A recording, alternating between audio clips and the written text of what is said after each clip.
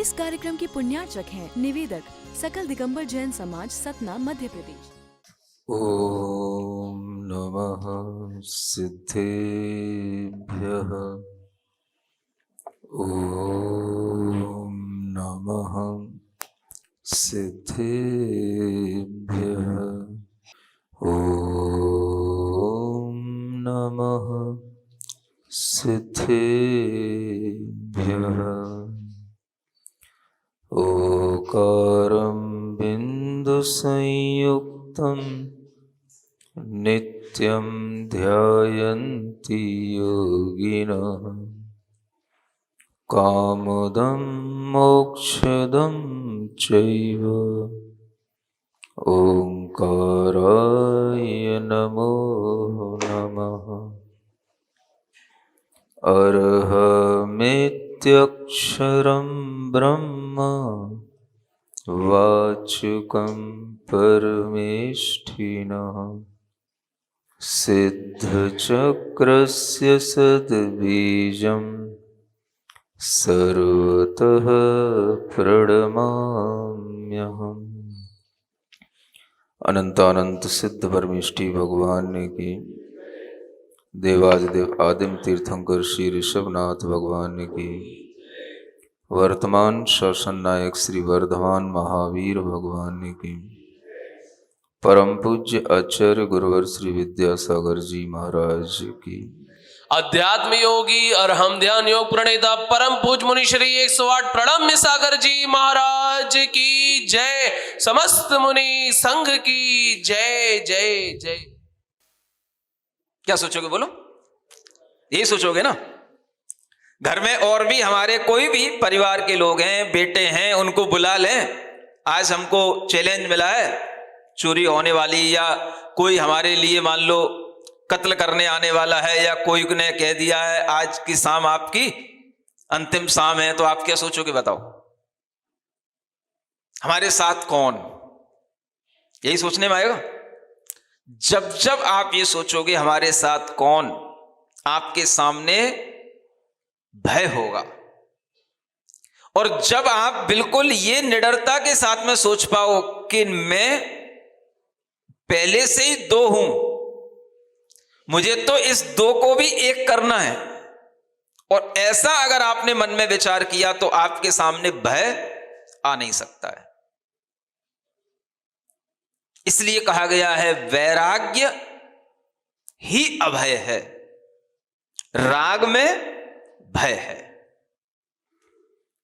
अपने शरीर से हुआ राग भी हमें भय उत्पन्न कराता है, और अगर अपने शरीर से हमें राग नहीं है तो हमें शरीर का भी कोई भय नहीं होगा। और जिसको शरीर का भय नहीं होगा उसे दुनिया में किसका भय होगा? उसे किसी का भय नहीं होगा। निर्भीकता का मतलब है कि अपने अंदर राग की कमी लाना, और राग से जो चीजें जुड़ी हुई हैं उन्हें अपने से अलग देखना। और ये चीजें अगर हमारे सामने हैं तो ये हमारे सामने अस्थिर हैं। स्थिर तो मेरा स्वभाव है, मेरी आत्मा है, स्थिर है, और कुछ स्थिर नहीं है। आत्मा ध्रुव है और शरीर अध्रुव है। आत्मा स्थिर है और शरीर अस्थिर है। जब ये विचार आने लग जाता है तो अपने आप मन भय मुक्त हो जाता है। आचार्य श्री के पिताजी का नाम क्या था बोलो? अब तो याद हो रहा होगा, सब अनासक्ति योगी पढ़ रहे होगे। बचपन की उनकी बात है, उनके भी पिता का नाम था, किसी को पता है? अब अनासक्ति योगी पढ़ रहे हो, परीक्षा होगी। मल्लप्पा के पिता का नाम पारिसप्पा। क्या था? वहां सब अप्पा अप्पा ही होते हैं, और अप्पा माने आत्मा। सब वहां पर अपना इसी तरह से आत्म भाव रख लेते हैं, धीरे धीरे अपना आत्म कल्याण कर लेते हैं। लेकिन बचपन में कोई कैसा भी हो सकता है। अब पारिसप्पा के सामने जब मल्लप्पा छोटे थे तो उस समय पर ये पढ़ते नहीं थे, स्वाध्याय नहीं करते थे। तो पारिसप्पा कई बार कहते थे सब काम करता है, सब करता है, लेकिन स्वाध्याय नहीं करता। मतलब ये संस्कार में था, घर में था स्वाध्याय करना। वो जितना कहते थे उतना ही उनके मन में नहीं करने का और भाव आता था। समझ में आ रहा? कभी कभी एक हठीला स्वभाव भी होता है। कैसा? हठीला स्वभाव। हठीला स्वभाव जानते हो? आदमी में भी होता है, औरतों में भी होता है। हठीला स्वभाव का मतलब कोई कुछ कहे तो एक हट सी बैठ जाती है, नहीं करूंगा। अगर कहा है तो और नहीं करूंगा। जैसे मम्मी कभी कहे बेटा भोजन कर ले, तो नहीं करना। और जब कोई ना पूछे तो फिर ढूंढता फिरता है, भोजन कहाँ रखा है, भोजन कहाँ रखा है। ऐसा होता है ना? तो कई बच्चों के साथ भी ऐसा होता है। तो ऐसे बच्चे जो है एक हठीले स्वभाव के होते हैं, और ये स्वभाव सबके अंदर होता है। मल्लप्पा को कहा जाता पारिसप्पा कह के परेशान, कभी मैं तुझे स्वाध्याय करता हुआ देख पाऊंगा कि नहीं, इतना तक कह दिया उन्होंने एक बार। तो भी मल्लप्पा के ऊपर कोई फर्क नहीं, अब तो और नहीं करना। अब वह स्वभाव बन गया, कोई बात नहीं, लेकिन भीतर से भाव कुछ अलग होता है और स्वभाव कुछ अलग होता है। कई बार ऐसा आप महसूस करोगे, भाव अलग जाता है, स्वभाव अलग जाता है। वो जो आपको भूल गए कौन सी कल तुंकारी, हाँ, तो वो तुंकारी अपनी कहानी सुना रही थी ना। क्या सुना रही थी? मेरा विवाह कैसे हुआ, ये तो पता पड़ गया आपको। उसका विवाह सोम शर्मा के साथ कैसे हुआ। अब विवाह हो गया, विवाह तो अच्छा चल ही रहा था, कब तक चलेगा। स्वभाव कभी ना कभी दिखाई दे ही जाता है, भाव कभी ना कभी बिगड़ ही जाता है। और अगर भीतर से हम किसी चीज से बच रहे हैं तो वो बचना होता नहीं है, वो कभी ना कभी बाहर निकल ही आता है। एक बार वह सोम शर्मा जब किसी कारणवश रात में देर से आ पाया, समझ आ रहा है? जैसे मान लो 9 से 12 देखने गया हो। अब उस टाइम पे शायद थिएटर ना भी होते हो तो कुछ ना कुछ तो चलता ही था ना। घूमते थे, नाटक वाटक देखते हुए लौट करके आ रहे हैं, रात की 12 बज गई। अब वो घर में देखते देखते देखते देखते सो गई। 12 बज गए, श्रीमान जी आए नहीं अभी, सो गई। वो सो गई तो नींद लग गई उसकी। श्रीमान जी आए 12 साढ़े 12 बजे और वो खटखटाए। अब उसने खटखटाए में आधी नींद में आवाज तो सुन ली, हाँ आ गए हैं। अब उसने दरवाजा नहीं खोला। अब उसने आधी नींद में उसके मन में आया, इन्होंने मुझे परेशान कर रखा है, ये कोई आने घर में आने का टाइम है, हमें नहीं उठना, देखते हैं आज इनको बाहर ही रहने दो, थोड़ा सा मजा इनको भी आने दो आज। उसके मन में आ गया कि मुझे आज दरवाजा नहीं खोलना। अब उसके अंदर ये तो आ रहा है कि वो बाहर खड़े हैं, लेकिन उसे अपने एक हठीले स्वभाव के कारण से, ये भी कौन सा, ये हठीला स्वभाव होता है। अपना स्वभाव समझने की कोशिश किया करो। हमें पता है कि चीज गलत है, पति बाहर खड़ा है, दरवाजे पे आवाज दे रहा है और वह घर की दरवाजे खोलने के लिए कह रहा है, नाम लेकर के बार बार बोल रहा है, लेकिन एक क्या मन में भाव आ गया, नहीं खोलना। ऐसा भाव आता है कि नहीं आता? नहीं आता कभी? तुरंत खोल देते हो चक्के, बिल्कुल लपक के। बड़े अच्छे स्वभाव है आप लोगों के। सतना के स्वभाव वाले लोग तो दुनिया में दीपक लेकर के ढूंढेंगे तो भी। हाँ हाँ, बजा लो ताली बजा लो। बहुत बढ़िया, बहुत बढ़िया है। हाँ समझ लो आप, जो भी हो। इतने अच्छे लोग तो कहीं ढूंढेंगे तभी मिलेंगे नहीं, और ढूंढते ढूंढते फिर यहीं पे आना पड़ेगा हमें कभी ना कभी, है ना, अच्छे लोगों को ढूंढने के लिए। बाकी तो दुनिया में सब तरह के बुरे स्वभाव वाले लोग दुनिया में सब जगह हैं। अब वो तुंकारी का स्वभाव उसने सुन लिया, पति बड़े प्रेम से बुला रहा है, प्रिय कल्याणवती श्रीमती। उसने जितने अच्छे अच्छे संबोधन हो सकते थे, भाग्यवान, देवी, परमेश्वरी, कुछ तो सुन करके जग जा, कुछ तो क्यों परेशान कर रही, खोल तो दे दरवाजा। और उसने सब सुन करके अनसुनी कर दी। उसने मन में सोच लिया मुझे अब इनको भी मजा, यही बोलते हैं ना, कभी भी घर में आ जाना, कभी भी लेट लपेट आना, ये क्या तरीका है? हमें नींद आ रही है, सोने नहीं दे रहे, अब आज बाहर ही रहो, देखते हैं क्या होता है। और उसने दरवाजा नहीं खोला। जितने भी अच्छे अच्छे शब्द थे सोम शर्मा ने सब उसके पर्यायवाची ढूंढ ढूंढ करके आवाज लगाई। समझ आ रहा है? आपको तो इतने अच्छे शब्द भी नहीं आएंगे जितने अच्छे नामों से उसने पुकारा, और जैसे जैसे वो अच्छे नामों से पुकारता जा रहा वो और ज्यादा उसके अंदर हट बढ़ती जा रही है। ये हट एक अलग तरीके की चीज होती है। सामने दिख रहा होता है कि मम्मी कह रही है बेटा भोजन कर ले, भोजन ठंडा हो रहा है, उसे पता है कि ठंडा भोजन मुझे नहीं रुचता है, तो भी हट के कारण से वो नहीं करता है। समझ में आ रहा है? आप भी कभी बेटे ही तो रहे होगे, अब बड़े हो गए तो कोई बात नहीं, ऐसी हटें उत्पन्न नहीं हुई कभी।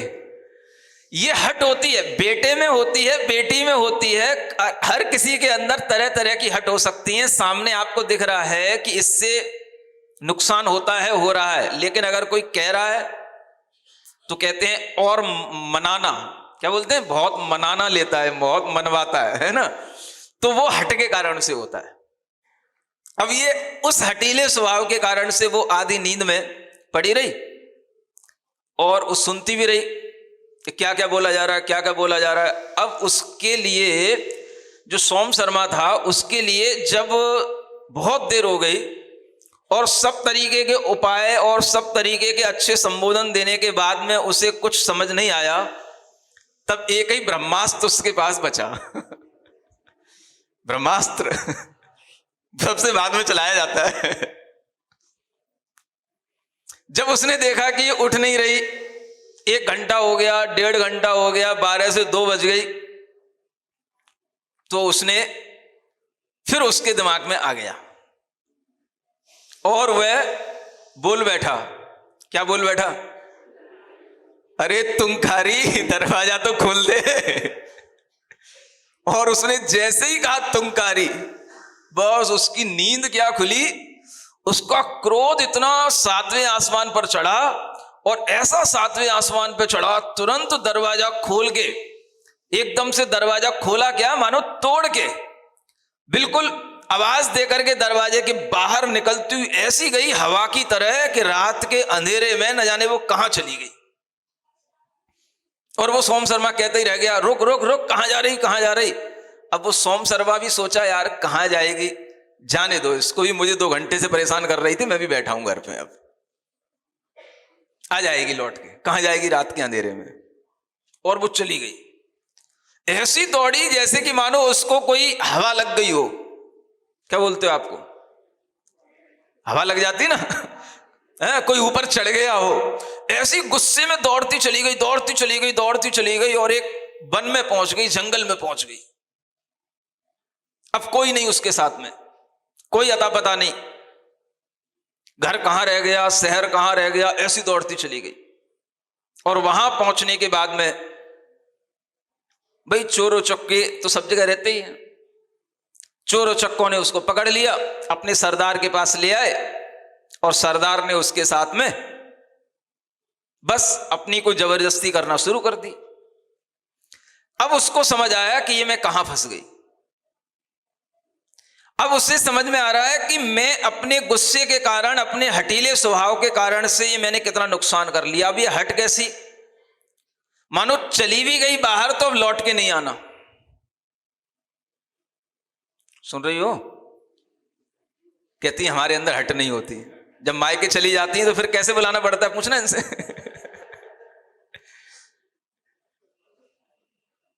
हटीला स्वभाव माने जब हमारे मन में है तो भी मना करना, ये हटीला स्वभाव होता है। एक तरफ हम चाहते हैं कि हाँ वो बुलाने आए, लेने आए, तो भी नहीं नहीं, अभी तो हमें मम्मी, अभी तो हमें भैया बहुत अच्छे से मना रहे हैं, अच्छे से रख रहे हैं, अभी मत आना। और फिर भी हाँ हाँ आप देख लेना, बच्चे परेशान कर रहे हैं तो चले आना। कई बार इस तरीके के स्वभाव जब बिगड़ जाते हैं तो बड़े बड़े नुकसान भी हो जाते हैं। अब उसे लग रहा है ये मैं कहां आ गई, इन चोरों के सरदारों के पास आ गई, अब मेरा क्या होगा, मुझे यहां बचाने वाला कोई नहीं है। ये हठीला स्वभाव। इधर मल्लप्पा को देखो, उनका हठीला स्वभाव, उनने अपने पिता के सामने कभी स्वाध्याय नहीं किया। और फिर एक बार जब वह बड़े हो गए, बचपन में नहीं किया, लेकिन जब बड़े हो गए, 18 वर्ष के हो गए, तो अपने आप उनके अंदर बिना स्वाध्याय के भी ऐसा भाव आया कि मैं विरक्ति को प्राप्त हो जाऊं, वैराग्य धारण कर लूं। आचार्य शांति सागर जी महाराज के पास चले गए बेंगलोर में, और वहां पर जाकर के बैठ गए। पारिसप्पा आए उनको लेने, बड़ी मुश्किल से माने और घर पे गए, और घर पे पहुंचे तो 1 साल के बाद में फिर उनका विवाह करा दिया, श्रीमंती मिल गई। लेकिन फिर भी विवाह होने के बावजूद भी, सब परिवार होने के बावजूद भी, अंत में उन्होंने आखिर मुनि दीक्षा ले ही ली, और वे मल्ली सागर मुनि महाराज बन ही गए। एक भाव है और एक स्वभाव है, ये ध्यान रखना। भाव है वैराग्य का, अगर उस वैराग्य के भाव के स्वभाव में भी कभी ये हठीला स्वभाव चलता है, तो ये स्वभाव उसके साथ जुड़कर के भी कई बार अच्छे काम करा देता है। मानो अगर किसी के अंदर वैराग्य का भाव आ रहा है और स्वभाव उसका हठीला है, तो ये उसके लिए लाभदायक है, क्योंकि इसी हट के कारण से वो अपने वैराग्य को आगे बनाए रख पाएगा या कभी ना कभी वैराग्य को प्राप्त कर लेगा। तो स्वभाव अगर अच्छे भावों के साथ मिल जाए तो कभी कभी वह स्वभाव भी बुरा होने पर भी अच्छा बन जाता है, और वैरागी को तो हठीला होना ही पड़ता है। नहीं समझ में आया? आपके ऊपर कोई उपसर्ग आ गया, आपके लिए कोई दिक्कत आ गई, अगर आपका हठीला स्वभाव होगा तो फिर आप हटेंगे नहीं। हठीला का मतलब हट आ गई तो वो अपनी बात पे टिका हुआ है, हटेगा नहीं। इसको क्या बोलते हैं? हठीला स्वभाव। लेकिन ये हठीला स्वभाव अच्छे गुणों के साथ हो, वैराग्य के साथ हो, तपस्या के साथ हो, तो ये लाभदायक है। बुरे ग्रह भी होते हैं, अगर वो कभी अच्छे ग्रहों के साथ में अपनी युति बना लेते हैं तो वो बुरे ग्रह भी अच्छे काम करने लग जाते हैं। ये बुराई भी कई बार कोई भी के स्वभाव में पड़ी होती है, लेकिन अगर वो अच्छे गुणों के साथ में आगे बढ़ने लग जाती है तो बुराई भी एक अच्छाई का रूप ले लेती है।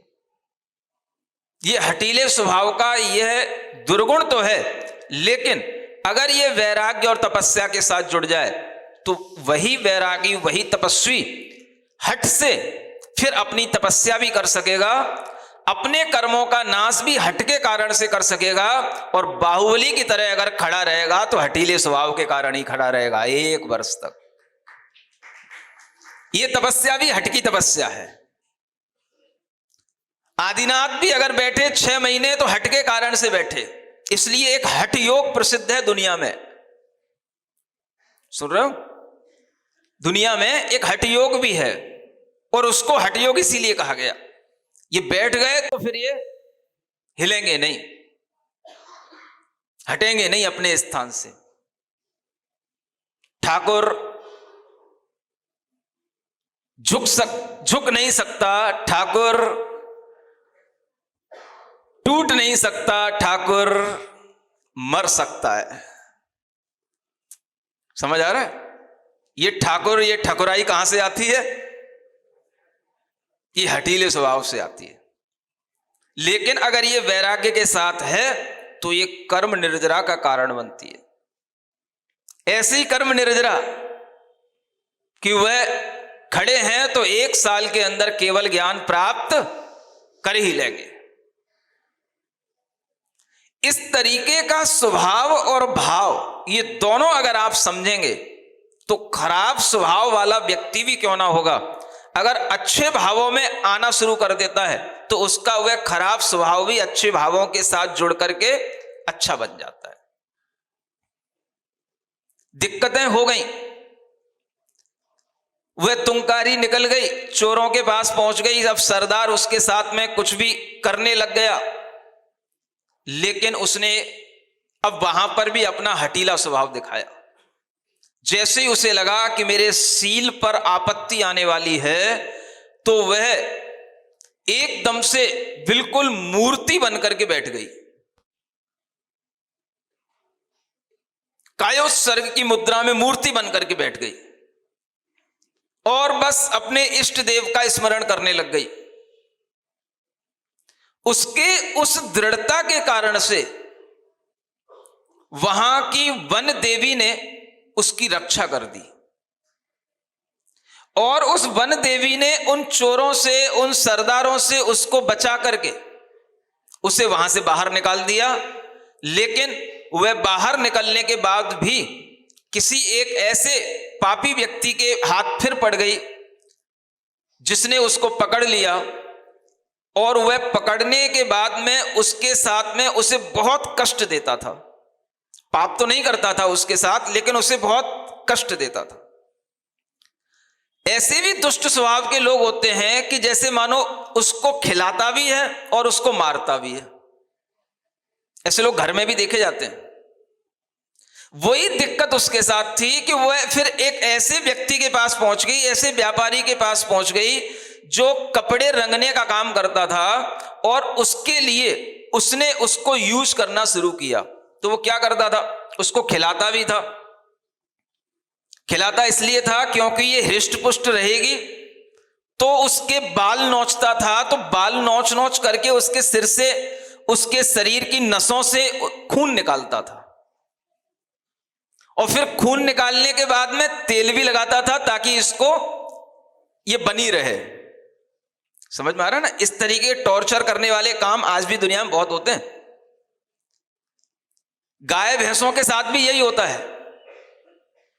भैंस का दूध तब तक निकाला जाता है जब तक कि वो निकालने लायक रहती है, और नहीं रहती तो उसको कसाई खाने पहुंचा दिया जाता है।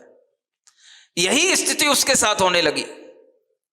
उसे वो मीठा भी खिला रहा है, अच्छे बलिष्ठ भोजन भी खिला रहा है और साथ साथ उसकी नसों से खून भी निकाल रहा है। और खून होने के बाद में जब खून हो जाती है, दर्द होने लग जाता है, तो उसे वह लाक्षा तेल भी उसके लिए लगाता है, उससे ठीक भी करता है। और ठीक होने के बाद में फिर हर 15 दिन बाद, हर 10 दिन बाद फिर उसको नोचता है, फिर उसका खून निकालता है और उसके खून से वस्त्र रंगता है, रेशमी वस्त्र रंगता है।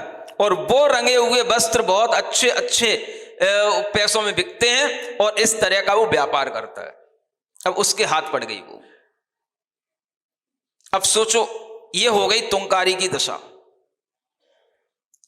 जब ये दशा उसकी हो गई तो अब उसके लिए ये लगे कि मैं कौन से दुर्दिनों को यहां पर झेल रही हूं और ये दुर्दिन अब कैसे जाएंगे, यहां कौन मुझे बचाने आएगा।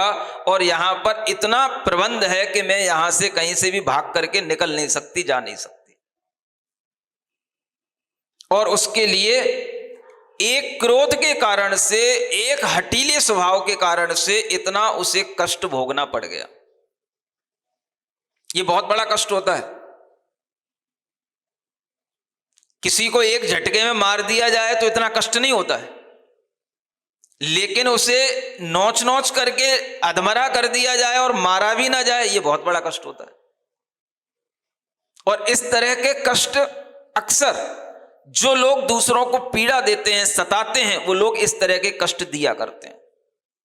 आपको पता नहीं है दुनिया में कितने बच्चे किडनैप होते हैं, कितने बेटे, कितनी बेटियों को चुरा लिया जाता है, किडनैपिंग कर ली जाती है और उसके बाद में फिर उनके इसी तरीके से कार्य किए जाते हैं। कभी इतना भी सुना जाता है कि उन बेटे बेटियों को अंधा तक बना दिया जाता है और फिर उनसे भीख मंगवाई जाती है और उसके माध्यम से उनके सरदार उस पर अपना काम चलाते हैं। न केवल भीख मंगवाई जाती, जब वो भीख मांग मांग करके या किसी भी तरह से अपनी जिंदगी खोने लग जाएं या उन्हें लगे कि अब इस उम्र में इसके ये किडनी, इसके लीवर बहुत ज्यादा काम के हैं, तो वे किसी भी तरह से बेच भी दिए जाते हैं और उनको नष्ट भी कर दिया जाता है। और ये व्यापार खूब चल रहा है दुनिया के अंदर। अभी आपके 9 दुर्गों में भी एक ऐसा केस खुला था, आपको ध्यान नहीं है। मतलब बच्चे आते हैं माँ का प्रसाद लेने के लिए, जगह जगह पर लोग प्रसाद बांटते हैं, बेटे बेटियां छोटे छोटे बच्चे आ जाते हैं और किसी ने उनको अगवा किया और अपने जो उनके चल रहे ठिकाने और वहां तक पहुंचने के लिए उन्होंने अपना संबंध बनाया, अपनी फिरौती मांगी और वो बात खुल गई। उसमें 5 लोग, बड़े बड़े 5 लोग पकड़े गए जो छोटे छोटे बच्चों को अगवा करके इस तरह का काम किया करते हैं। ये सब काम आज भी चल रहे होते हैं। कितने तरीके से आज मनुष्य के जीवन में भी कष्ट आते हैं, ये आप अगर थोड़ी सी आंख खोल करके देखो तो आप सोच सकते हो। कोठारी कांड ध्यान है सबको? कितने बच्चों को मार मार करके उनका मांस और उनके शरीर के अवयव घर में रह करके बेचता रहा। कितने बच्चों को, इतने बड़े बड़े कांड, राक्षसों जैसे कांड एक मनुष्य कर लेता है और उसके अंदर कोई भी टस से मस होने का भाव नहीं होता है। कितनी बड़ी बड़ी हिंसाएं होती हैं और उन हिंसाओं को अगर हम देखें समझें तो आज भी हम समझ सकते हैं कि बच्चों के प्रति आज भी कितनी निर्दयता के साथ में लोग व्यवहार करते हैं और उन बच्चों के साथ में जिनका ऐसा होता होगा उन्हें कितनी पीड़ा होती होगी। ये पीड़ाएं मनुष्य जन्म में भी भोगते हैं और भोग रहे हैं लोग, अनगिनत लोग भोग रहे हैं। आप यहां सुरक्षित बैठे हैं, आपको कुछ पता नहीं है।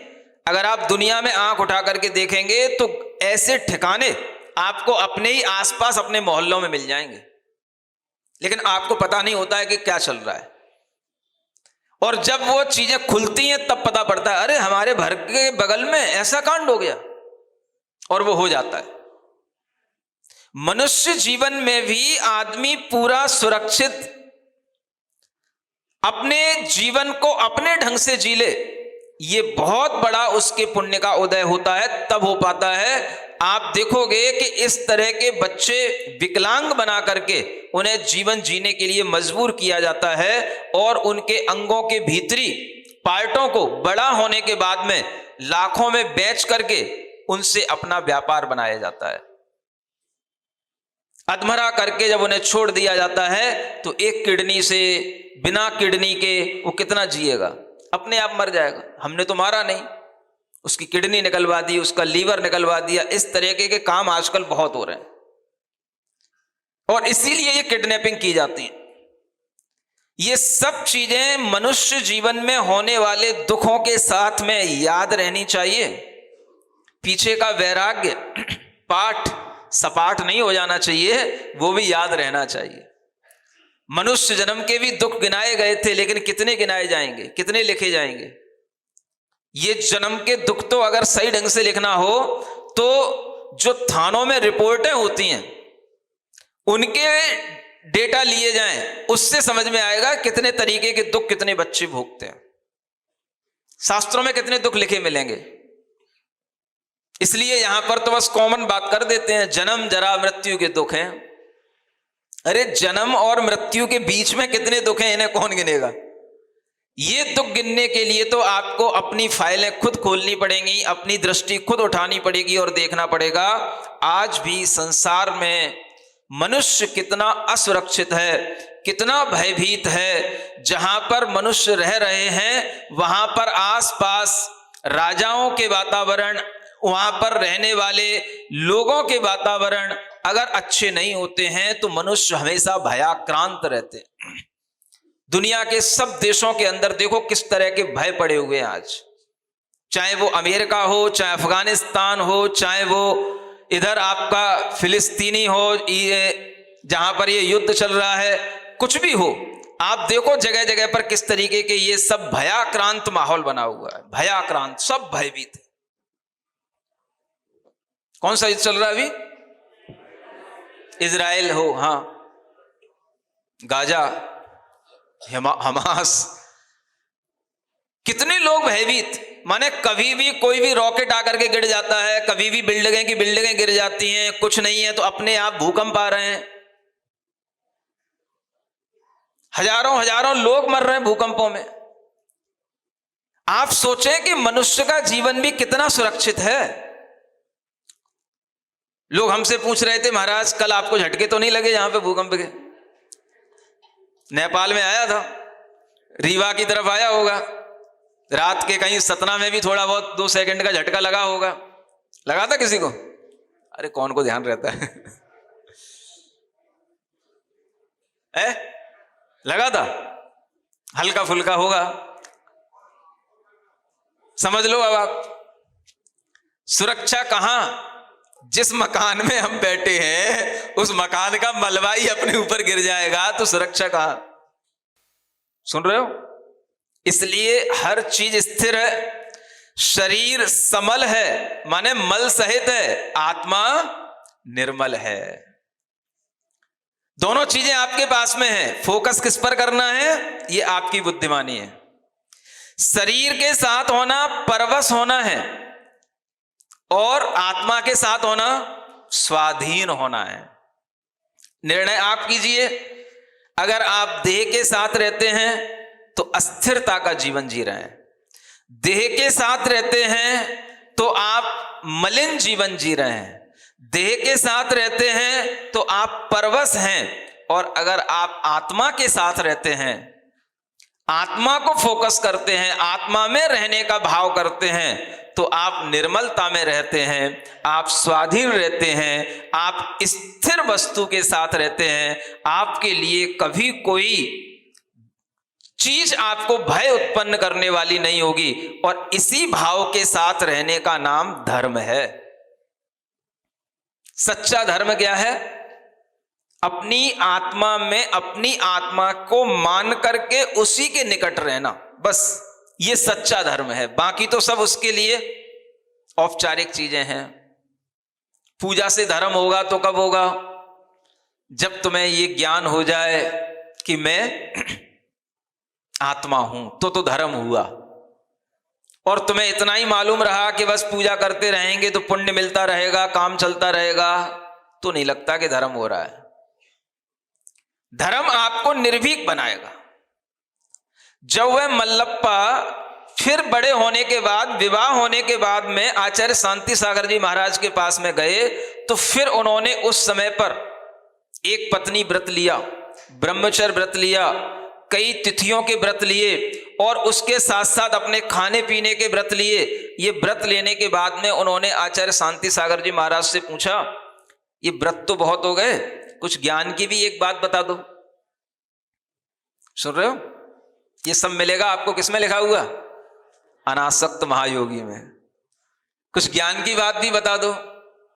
तो वो बोलते हैं, आचार्य महाराज हमेशा ध्यान रखना, शरीर भिन्न है और आत्मा भिन्न है, ये सबसे बड़ा ज्ञान है। और यही ज्ञान उनके पास में रहा तो एक दिन वह मल्लप्पा मल्ली सागर भी बन गए, इसी ज्ञान की बदौलत। यही सबसे बड़ा ज्ञान। एक के पास में ये सब चीजें हैं, जो एक है वो स्थिर है और दो है तो अस्थिर है। एक है तो निर्मल है और दो हो गया तो बोलो समल हो गया, मलिन हो गया। एक है तो स्वाधीन है और दो हो गया तो पराधीन है। एक माने आत्मा और दो माने शरीर। अब आपको दूसरे के पास रहना है तो दुनिया में रहना होगा, और अपने पास रहना है तो मोक्ष में रहना होगा। जहां आपको रहना हो वहां रहना। बस ध्यान ये रखना कि हमें दुनिया में रह करके भी अगर इस दुनिया से अपने आप को बचाना है तो हम एक के पास रहें, और एक माने आत्मा। ये बच्चों को बाल बोध में पाठशाला में भी पढ़ाई जाती है। एक आत्मा, दो राग द्वेष, समझ आ रहा है? तीन लोक, यहां से गिनती शुरू होती है। एक आत्मा, ये गिनती मत भूलना, समझ आ रहा है? उस आत्मा के निकट रहने से यह गिनती आपकी बढ़ेगी नहीं जो संसार की है, और ये गिनती अपने आप एक पर ही समाप्त हो जाएगी। इसी भाव के साथ में यहां पर कहा गया, हम इन दो चीजों में भी एक चीज को अपनाएं जो स्थिर है, निर्मल है और स्वाधीन है। इसलिए धर्म करना ही हमारे लिए उपयोगी है और वही हमारे लिए रक्षक है। ओम अरहम, ओम अरहम, ओम अरहम, ओम अरहम, ओम।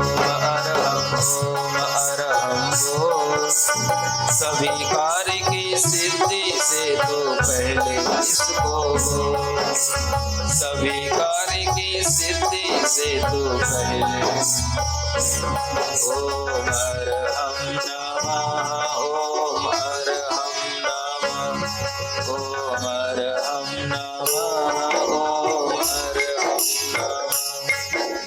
अरहम नमः, ओम अरहम नमः, ओम अरहम नमः, ओम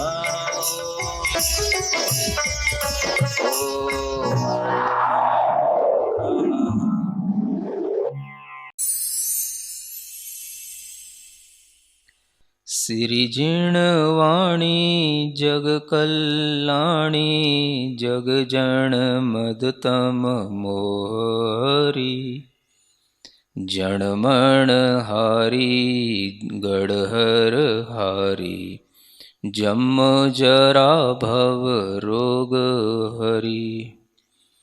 तिथ्य राणम दिव्य झुणिम जो पढ़ई सुनई मय्ये धारई, राणम सौख मणंतम धर्य सासद मोक्ष पदम पावई, सासद मोक्ष पदम पावई।